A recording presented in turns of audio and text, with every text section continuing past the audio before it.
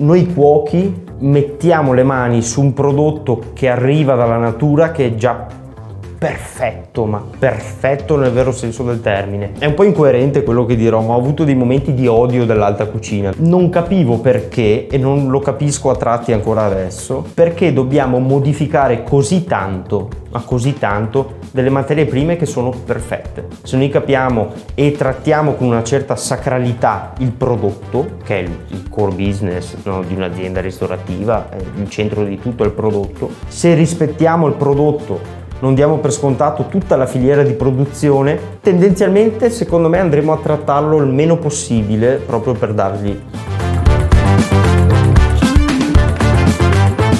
Campuscast, il vostro podcast preferito con forti accenti veneti e alte propensioni internazionali. Oggi con noi Daniel Bonato, benvenuto Daniel. Grazie mille. Benvenuto. Grazie, Daniel, veramente. A 16 anni entra nelle cucine stellate di Cracco, a 19 anni si trasferisce a New York come chitarrista. Oggi hai 25 anni, mi dicono, 24. Confermi? 24, 25 ancora da compiere. Mi porto malino, però 24. Sei chef, questo lo giudicheranno i nostri ascoltatori. Sei cuoco, musicista e autore. Hai trasformato una villa del 500 in un laboratorio d'arte, cucina futurista e meditazione. La storia di Daniel è una ricetta psichedelica tra talento, visione, note e sapori bustate da tonnellate di coraggio creativo. Ti riconosci? Sì, ma secondo me prima del coraggio creativo c'è un'educazione siberiana quasi, quindi una disciplina, uno stato di allerta costante sulla qualità del... Stato di allerta costante sulla qualità, piace molto, perché in un contorno del mondo molto segnato dalla quantità, tu hai saputo, come dire, individuare elementi qualitativi da estremamente giovane, perché a 16 anni entri nelle cucine appunto di Cracco. Sì, in realtà era la prima cucina che vedevo, quindi io non ho mai visto una cucina prima di allora e io non ho fatto altro che... Insomma, era un po' il sogno, cioè, ognuno ha i propri sogni e io, piuttosto che pensarci e basta, ho preso in mano il telefono, ho chiamato il ristorante e ho chiesto se lo stage scolastico avrei potuto farlo direttamente lì. Il ragionamento era molto razionale, cioè lo stage non è necessariamente retribuito, e questo evidenzia che dovrebbe essere un'esperienza lavorativa altamente formativa. E nella mia testa l'idea di vedere il massimo della qualità che io conoscevo allora, che era il ristorante Cracco in via Victor Hugo a Milano, e poi era anche l'occasione per andare via dal paesino di 1000 abitanti dove sono cresciuto. Quindi, di dove sei, Daniel? Di San Giorgio di Perlena, che è vicinissimo a Breganze. Ok. Quindi veramente a 15 minuti di macchina da qui. Pochissimo. È un posto in collina meraviglioso, però stretto per un sognatore. E infatti mi sono trovato a Milano ed è stato bellissimo, lo rifarei 1000 volte.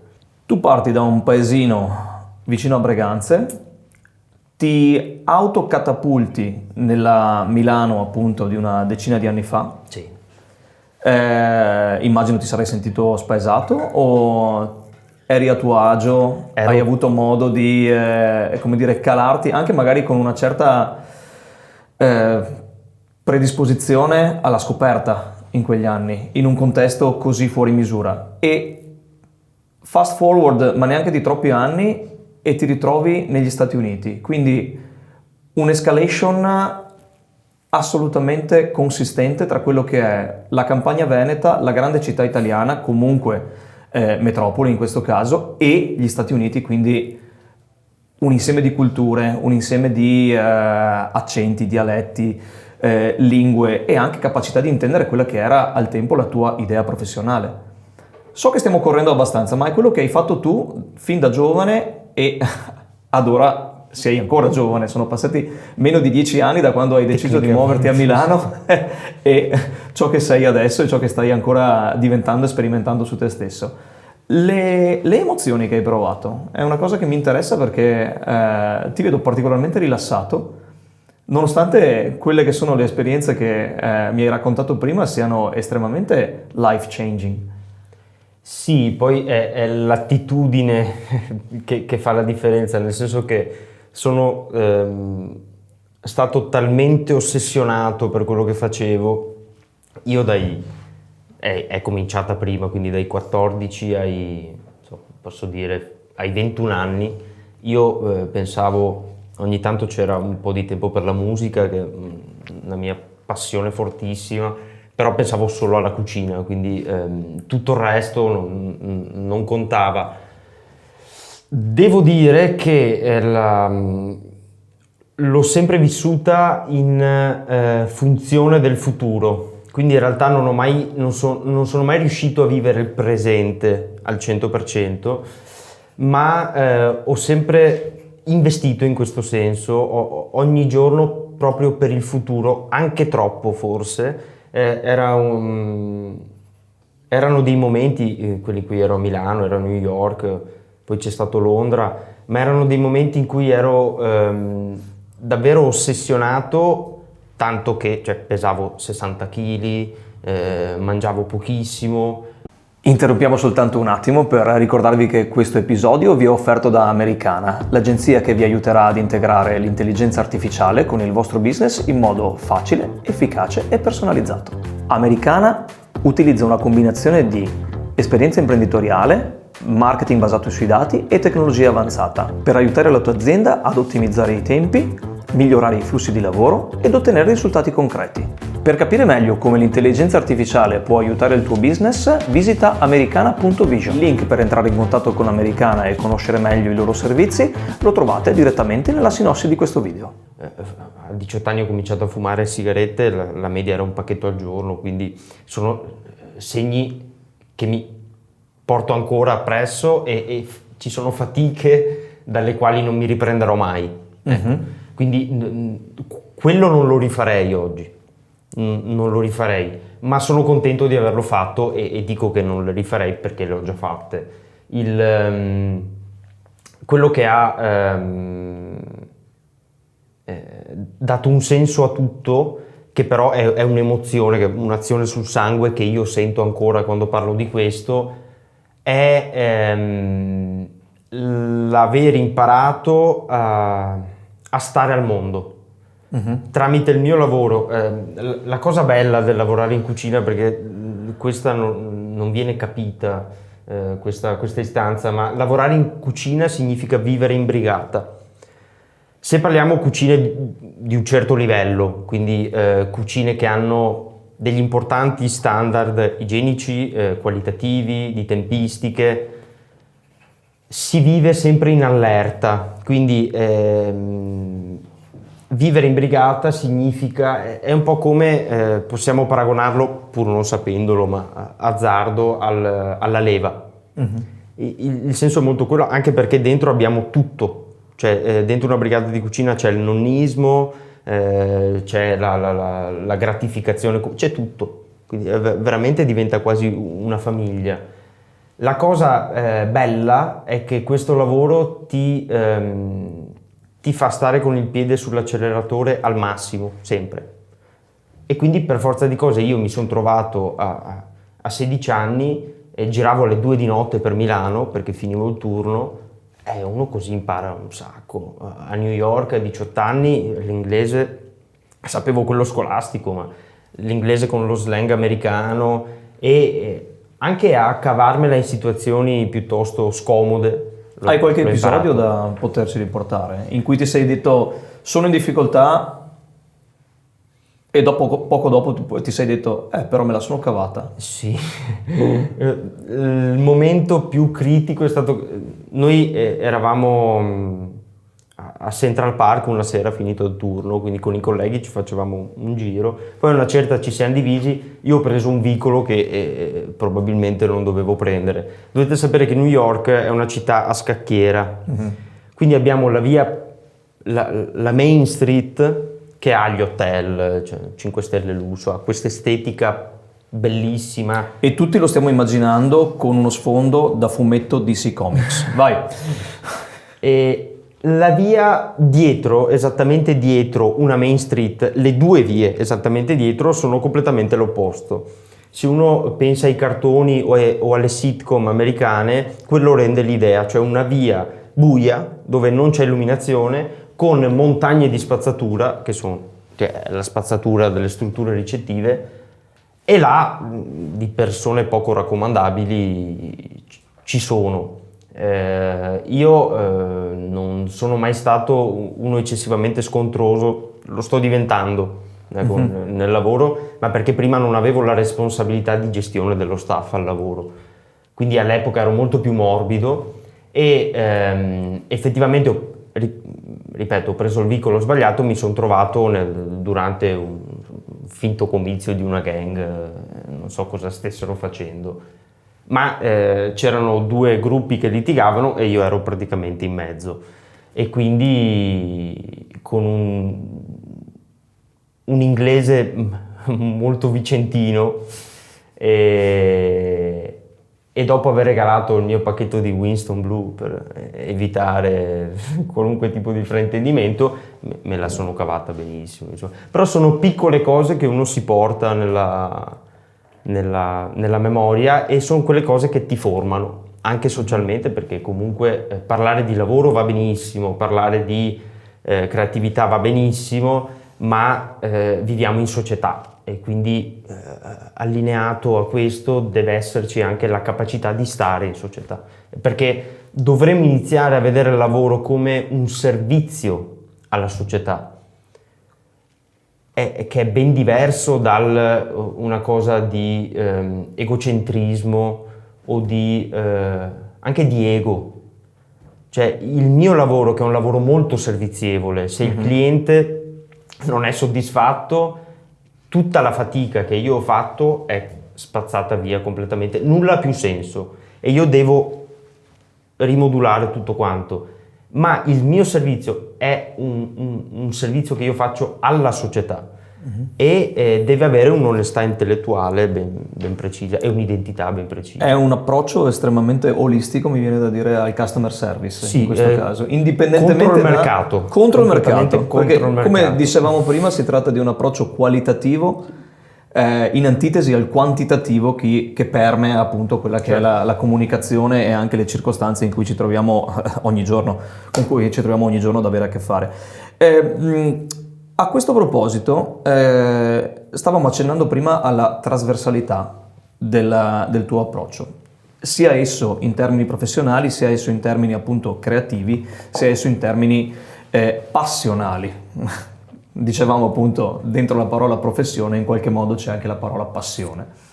Tu la declini e la interpreti in vari contesti, che però in un modo o nell'altro, soprattutto per quanto riguarda la metodologia di approccio, stiamo parlando di lavoro in cucina, stiamo parlando di creatività in generale, stiamo parlando di musica anche, ok? Questo genera un insieme di contesti che sembrano distaccati, dissociati l'uno dall'altro, e che però si sintetizzano in quello che è la tua, dicevamo, metodologia di approccio l'una all'altra. Tu hai citato il servizio, l'approccio appunto all'essere di servizio a chi riceve il tuo operato, ok? Permettimi di dire, suona francescano quasi, come declinazione, o neo-francescano, in questo senso. Sì, in realtà previo pagamento. Ecco. Ammesso sì. Che io dico fuori dal mercato, lo dico in tono anche un po' provocatorio, ma come lo diceva Gaber, se potessi mangiare le mie idee avrei già fatto la mia rivoluzione. La veridicità di un'idea si vede poi dal bilancio, perché di Van Gogh non ne abbiamo più bisogno oggi, ahimè. Quindi la prova concreta e reale che un'idea sia sostenibile è quella, in primis quella economica. Poi abbiamo, cioè la sostenibilità è un tema molto complesso e non voglio, anzi no, posso dirlo, il 90% dei ristoranti in cui io ho lavorato non sono sostenibili dal punto di vista ambientale, energetico, umano, economicamente, decisamente. Ma il fatto che un'azienda funzioni economicamente non vuol dire che sia un'azienda che lavori bene. E per quanto riguarda la passione è un tema sul quale mi vorrei soffermare, e facendo una cosa un po' francescana, qui sì, pensando alla passione di Cristo, perché lì c'è un messaggio all'interno. Io penso alla passione di Cristo, penso alla sofferenza incredibile, perché è un film anche, molto probabilmente, se non ricordo male. E io ricordo quando me lo fecero vedere da piccolo le scene la Bibbia è molto interessante, ha un sacco di spunti, ma quando si parla della passione di Cristo è angosciante e fortissimo immaginarsi le scene violente di quel momento storico, e questo riflette secondo me molto bene la verità, perché passione vuol dire amare una cosa. Amare una cosa significa prendersene cura, è la cosa più difficile che esista. Io non amo il mio lavoro perché mi piace parlare di cucina e dico quello che penso. A me piace il mio lavoro, ogni giorno sputo sangue nel mio posto di lavoro, letteralmente. Quindi ogni giorno io faccio dei sacrifici e ogni giorno costantemente, vivendo, come dicevo prima, in uno stato di allerta, mi prendo cura di quella cosa lì. Ecco, amare e avere passione di una cosa significa prendersene cura. È il motivo per cui, se pensiamo alla musica, loro sono i primi più disciplinati. Pensiamo a Beethoven, a Mozart, a Bach. Quanto studio c'era? Quello è amore incondizionato. Amore totale per una cosa, dedizione, passione e quindi sacrificio, pratica, costanza. Nello specifico, continuo a parlare del mio, che forse è meglio, la cucina richiede, quando mi dicevano i miei chef più grandi, se vuoi fare questo lavoro devi avere passione, era astratto per me, l'ho capito, ma l'ho capito sul campo, non l'ho capito nella cameretta. Quindi quando io parlo di cucina non penso al food blogger, a chi fa il divulgatore di cucina. Quello serve a poco, fa male, quasi, ha fatto male oggi. Fa sembrare troppo semplice qualcosa che invece richiede I media impegno. Hanno massacrato un settore, il settore è un po' così. Hanno messo sul piedistallo la figura del cuoco, senza dubbio. Una volta il cuoco era quello grosso, sudato, che nessuno vedeva. L'hanno reso la rock. Marco Pierre White è diventato la rockstar, l'enfant terrible della cuisine, addirittura. L'enfant terrible, è un cuoco, mica un medico in prima linea, no? E quindi hanno reso rockstar i cuochi.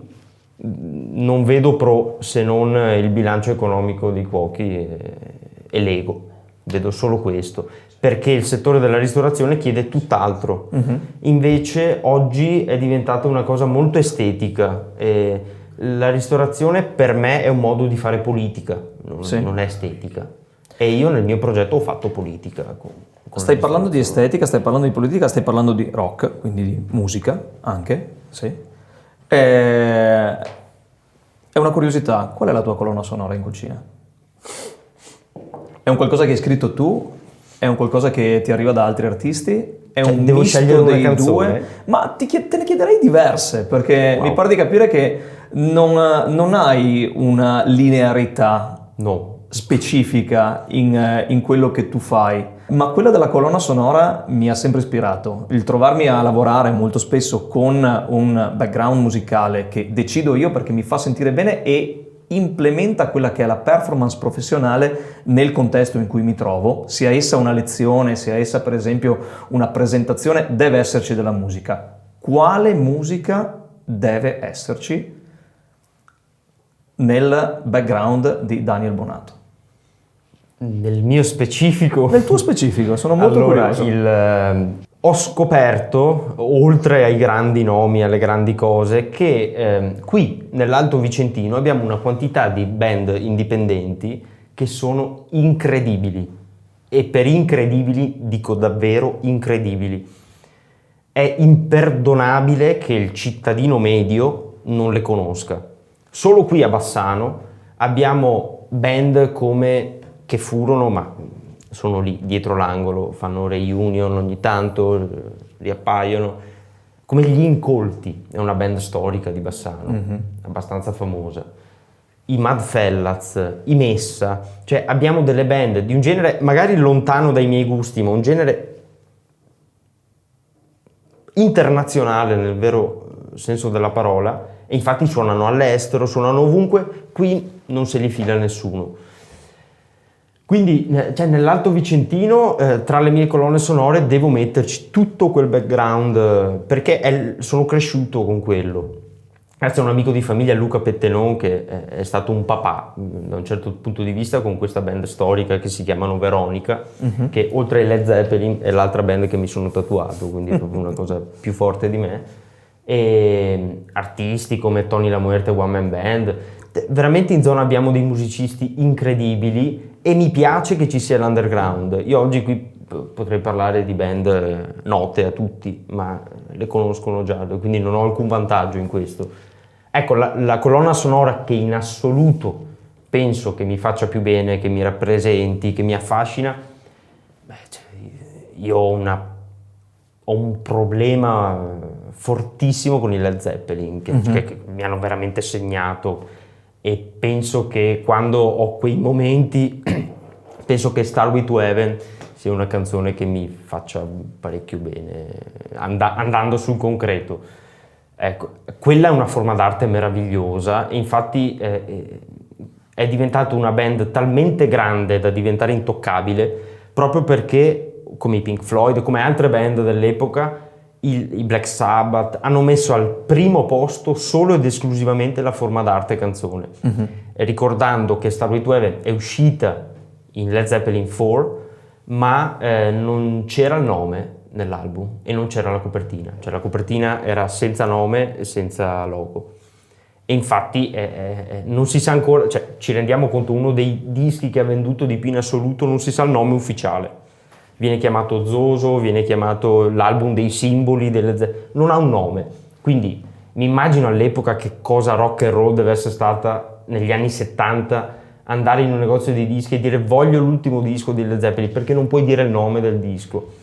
Perché l'hanno fatto per sfidare la stampa li infamava e diceva che la gente comprava i loro dischi solo perché erano famosi, e loro, per dimostrare il contrario, hanno fatto questo. Quindi sì, rock significa secondo me anche questo, mettere la qualità prima di tutto, ma sfidare davvero anche con arroganza il mercato, perché il mercato, se la vediamo dal punto di vista dell'espressività e delle emozioni, è il contrario, cioè il mercato chiede di standardizzare tutto. Io sono favorevole, ad esempio nel lavoro, alla standardizzazione della qualità, ma mai del gusto, quello non potrei mai. Cerchi l'esplorazione? È necessaria, non è che hai bisogno dell'incognito? Assolutamente sì. Assolutamente sì, se sai già qual è la destinazione, perché io mai avrei pensato di fare un decimo. Io che sono cresciuto in cucina in un certo senso, mai avrei pensato di pubblicare un libro. 2 anni fa ho pubblicato un libro.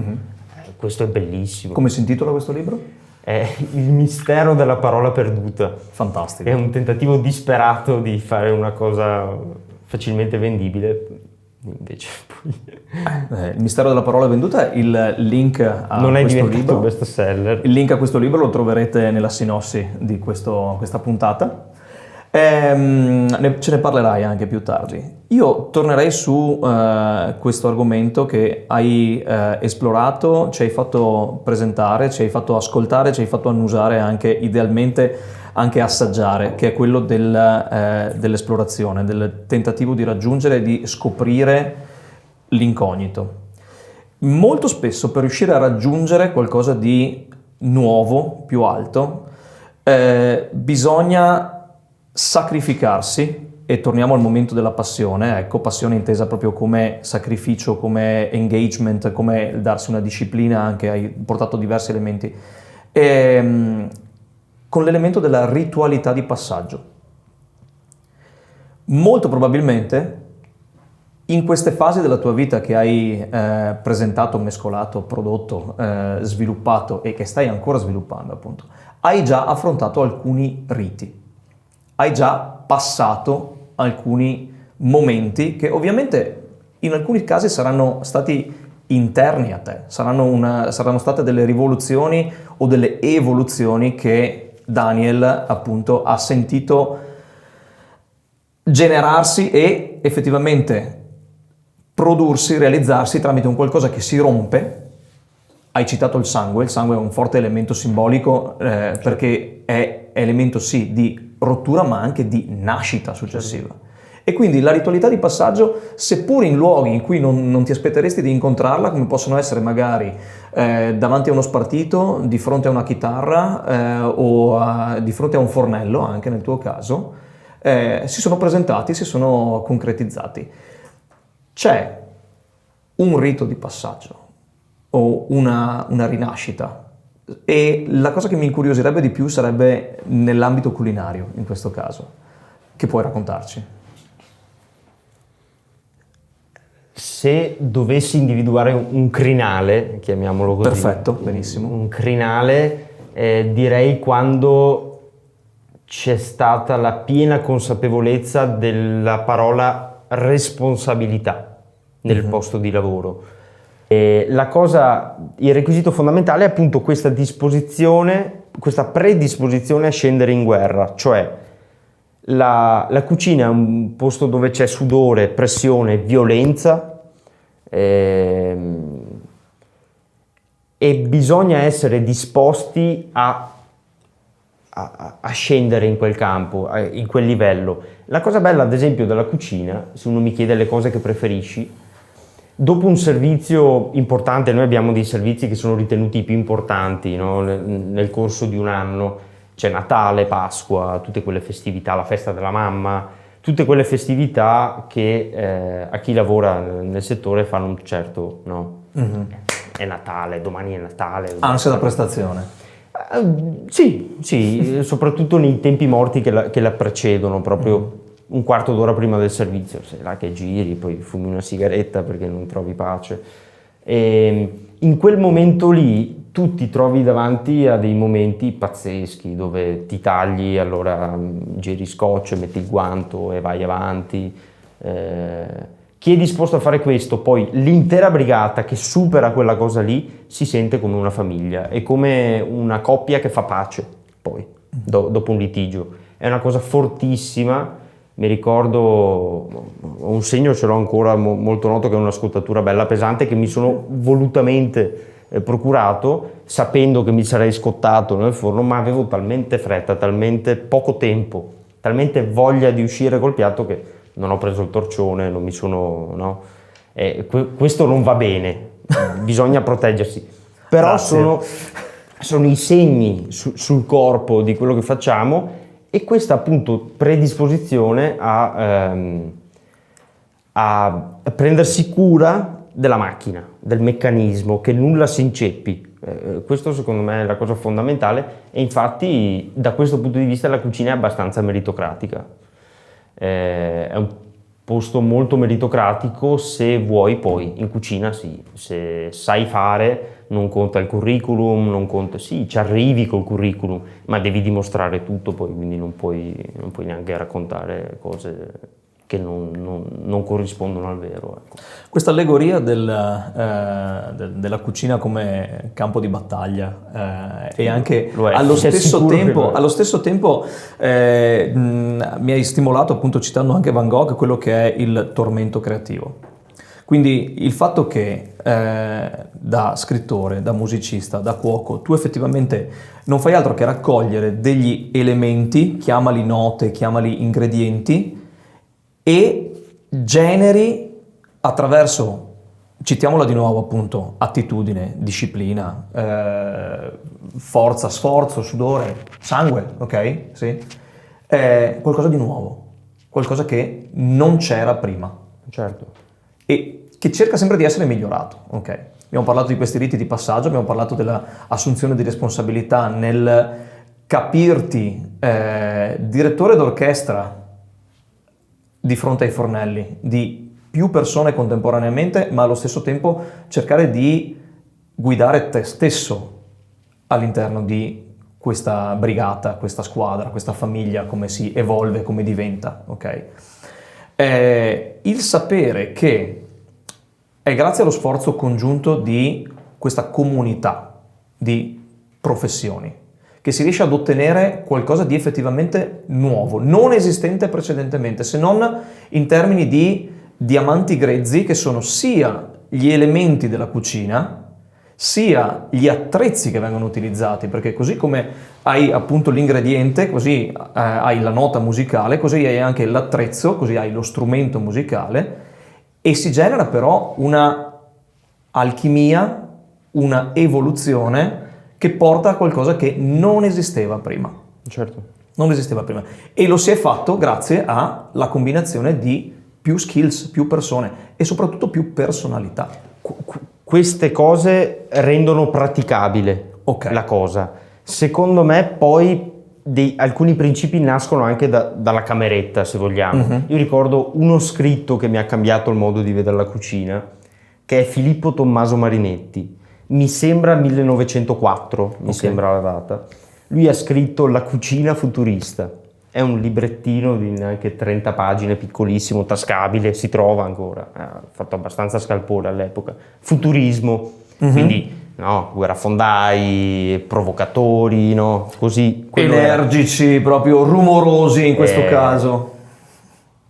Sempre in previsione del futuro, loro erano favorevoli al progresso da questo punto di vista, alla tecnologia, all'industrializzazione. Loro avevano una serie di idee, secondo me, più provocatorie che veritiere, ecco. Lui scrisse La cucina futurista e lui, che era tutt'altro che un cuoco, fece questo manifesto, questo scritto, in cui ha detto in sintesi le tradizioni. L'Italia è un paese basato sulle tradizioni, guai, cioè toccare il piatto di una regione è un abominio.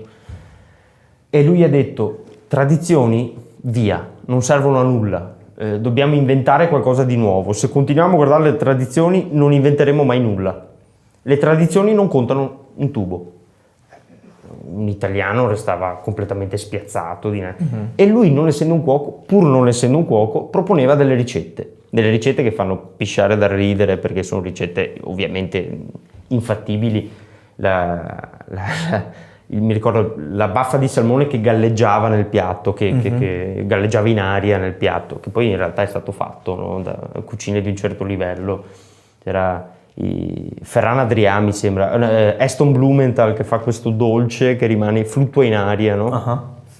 Insomma, poi sono cose che sono state riprese dalle cucine che possono fare ricerca, e lui, tra le tante cose, ripeto, provocava tantissimo, diceva di abolire la pasta, che è la base della cultura italiana.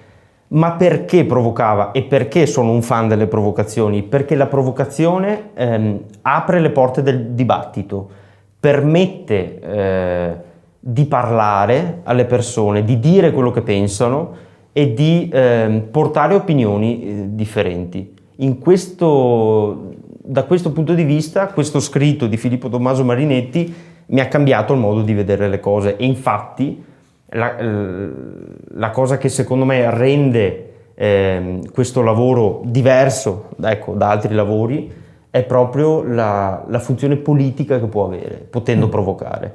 E ricordiamoci che la cucina è uno strumento molto forte, perché comprende tutti i sensi. È una delle poche forme d'arte che comprende tutti i sensi: udito, vista, olfatto e gusto, e anche tatto.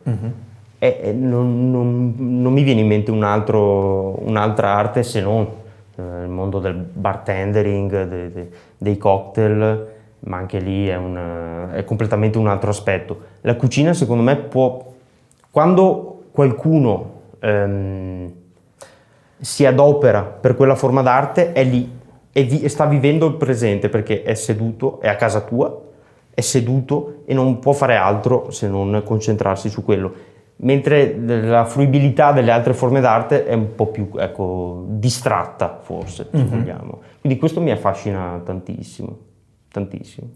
Poniamo sempre, molto spesso abbiamo posto l'accento sull'arrivare preparati a una professione e appunto anche a una passione. Questo Certo. tu non lo stai facendo semplicemente, lo stai ribadendo, declinandolo appunto in contesti tra l'altro molto diversi tra loro, quello della musica e anche quello della cucina. Certo. Adesso l'ho sentito dire mentre vivevo in Gran Bretagna, appunto la tua sicuramente è una old head on young shoulders. Certo. E questo mi dà speranza in quella che appunto è la next generation, nonostante appunto quello che tu dici abbia già della predisposizione, mi viene da dire,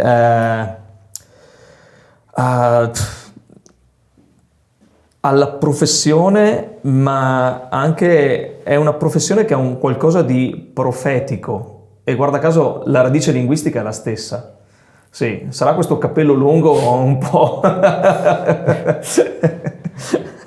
Potrebbe, no, non lo so.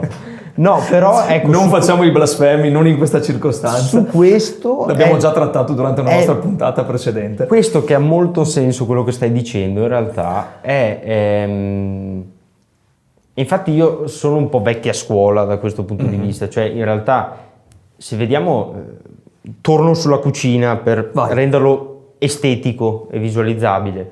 Il cuoco oggi, che, e lo dico un po' così, non è un vero cuoco.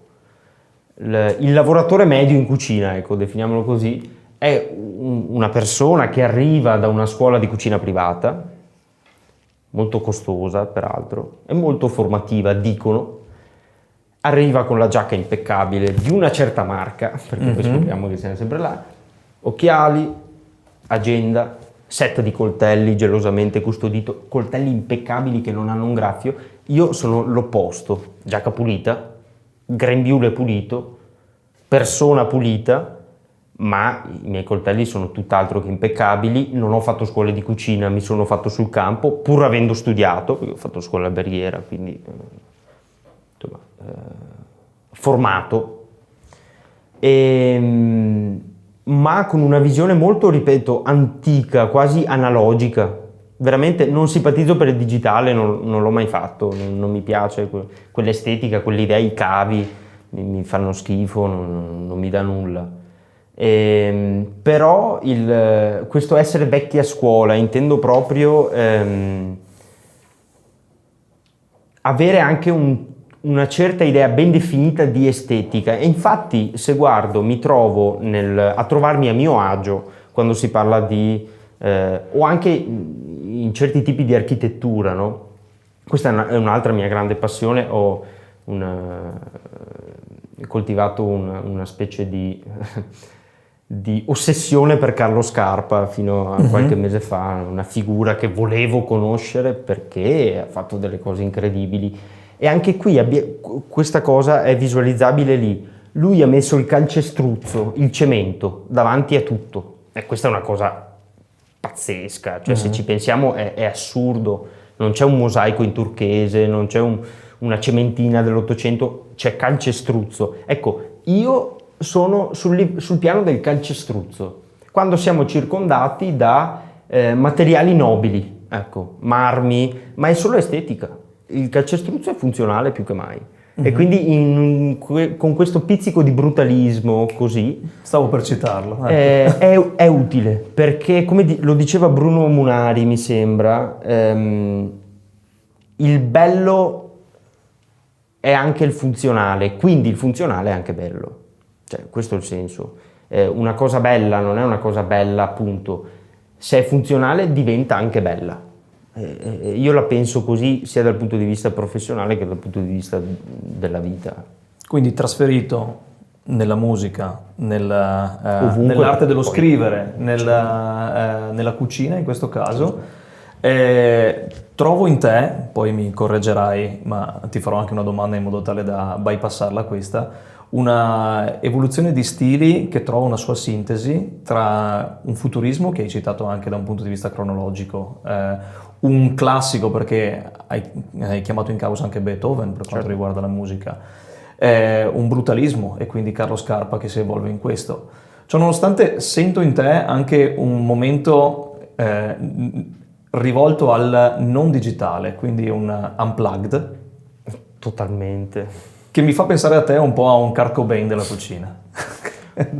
Non andrei sul grunge, però... Infatti, non lo è il capisco, grunge, lo capisco. ok? Ma è un po' questa la sensazione che mi trasmetti. In termini di trasmissione verso chi ci segue, ci ascolta e sta imparando a capire che sì, siamo veneti, ma abbiamo una propensione internazionale molto forte. Ecco.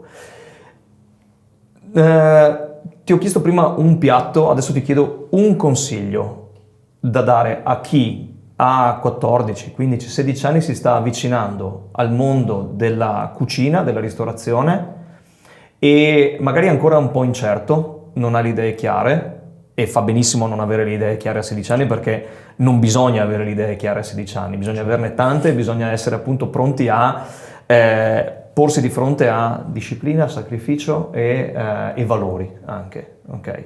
E hai citato anche la morale a un certo punto. Certo. Lancia un messaggio, ti chiedo appunto questo momento profetico anche, quasi quasi. Wow. È una grande responsabilità questo. Beh, te ne sei prese tante e appunto l'hai citato come uno degli elementi che ti ha fatto crescere in quanto Sì, ritualità di passaggio sì. e il sentirsi responsabile. Adesso ti chiedo una responsabilità, Questo è un colpo basso, ma va benissimo. ti chiedo una responsabilità vocazionale, chiamiamola così. L'unica cosa, potrei dirne veramente tantissime perché mi viene in mente tutto quello che mi sarebbe piaciuto sentirmi dire, ecco, mettiamola così. L'unica cosa che si dice poco o si dice in maniera completamente astratta, no, pagine motivazionali, è una cosa invece concretissima più che mai. Io mi sento spesso dire, anche io vorrei la tua vita, vorrei dove vivi tu, vorrei il tuo stipendio, prenditelo. Io dico sempre, prenditelo. Vuoi fare la vita che faccio io, puoi prendertela. E sostengo fortissimo, ma fortissimo, che la cosa più importante di tutte è il sogno. Il sogno visto come un insieme di azioni nella quotidianità che portano a un risultato, godendosi il percorso. Ecco, questo non ho ancora imparato a farlo neanche io, ma il sogno, sognate il più possibile e non rompete le palle a chi sogna. Anche questa è la cosa più importante, perché non vorrei dire tutte, anzi lo dico, tolgo mia mamma dalla faccenda perché mia mamma è stata una grande donna, lo è, non è stata, è viva e vegeta, è una donna fortissima che mi ha sempre sostenuto. Tutti gli altri hanno cercato volontariamente o no, questo non lo so, però di distruggere i miei sogni, pensando di fare il bene, no? Cioè nessuno fa il male per il male, uno fa il male Hitler era convinto che fosse una cosa buona quella che stava per fare, lo sottolineo. Quindi cioè, la tua libertà inizia dove finisce la mia. Non limitate i sogni della gente, perché la vita ha una ciclicità, non è una linea retta e davvero se non si ascolta il proprio cuore, se non si ascoltano i propri sogni, non perde completamente di valore, godendosi il percorso, ecco, quello sì. E in questo pecco anche io, quindi consiglio quello che non so fare fondamentalmente, quindi godersi il passaggio e anche tutelarsi, ricordando tutti quei principi importantissimi che il corpo è un tempio, è sacro, quindi va protetto, che va alimentato. Va alimentato bene, soprattutto, e su questo è il mio business. Siamo d'accordo. e soprattutto che viviamo in società, ecco, cioè, viviamo in società. Quindi per quello dico, ok, sognate, ma rispettate i sogni degli altri, perché viviamo in società. Il segreto è là, lo diceva anche De André, cioè l'anarchia non è il caos, è no regole perché non servono, perché te le sei già date tu prima. Ecco, questo sarebbe, il mondo sarebbe davvero un posto migliore se fosse così, ma è un po' utopico. Su queste note profetiche, Omeriche. utopiche, omeriche anche, abbiamo citato tantissimi autori del presente, del recente passato, del passato. Ringrazio i ragazzi di Alchimie Venete e Kawabanga Productions per il supporto tecnico durante questa puntata. Ricordo appunto di cliccare la campanella per seguirci e venire aggiornati sui nostri content. Ringrazio tutti voi che ci state seguendo e soprattutto Daniel per averci accompagnato durante la puntata di oggi. Spero di riuscire a diventare un degustatore, prima di tutto, dei tuoi bigoli all'anatra. Lo spero anche io. A presto. Grazie. Perfetto. Molto molto bene. Un po' logorroico, ma Guarda, parlo molto. è stata una progressione proprio.